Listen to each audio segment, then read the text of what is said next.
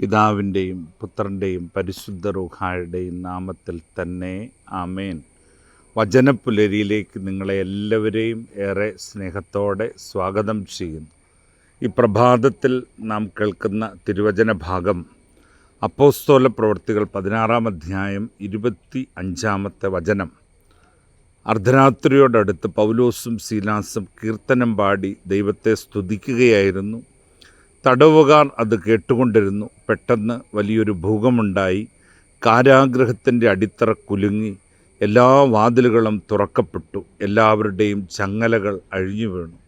സത്യത്തിൽ പ്രിയപ്പെട്ടവരെ, ഒരു കുടുംബത്തിൻ്റെ, ഒരു സമൂഹത്തിൻ്റെ ജീവിത പ്രാരാബ്ധങ്ങൾ അഴിയുവാൻ ഏറ്റവും പ്രധാനപ്പെട്ട ഒരു കാര്യമാണ് ഏക മനസ്സോടെയുള്ള പ്രാർത്ഥനയും അതോടൊപ്പമുള്ള സ്തുതിപ്പും.